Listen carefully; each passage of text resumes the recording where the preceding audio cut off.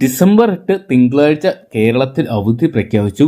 ഏതൊക്കെ ജില്ലകളാണ് അവധി ബാധകമാണെന്നും ഏതൊക്കെ സ്കൂളുകൾക്കാണ് അവധി ബാധകമെന്നും നമുക്ക് വീഡിയോ ഭാഗത്ത് പരിശോധിക്കാം. വീഡിയോ ആദ്യമായിട്ട് കാണുന്ന സുഹൃത്തുക്കാണെങ്കിൽ ഏറ്റവും ലേറ്റസ്റ്റ് ആയിട്ടുള്ള ന്യൂസ് അപ്ഡേറ്റ്സുകൾ അറിയാൻ വേണ്ടി ഇപ്പോൾ തന്നെ ചാനൽ സബ്സ്ക്രൈബ് ചെയ്ത് നോക്കുക. ഡിസംബർ 8 ആലപ്പുഴ ജില്ലയിലെ ഹയർ സെക്കൻഡറി വരെയുള്ള എല്ലാ വിദ്യാഭ്യാസ സ്ഥാപനങ്ങൾക്കും അവധി പ്രഖ്യാപിച്ചിട്ടുണ്ട്. തദ്ദേശ സ്വയംഭരണ തെരഞ്ഞെടുപ്പിന്റെ സുഗമമായ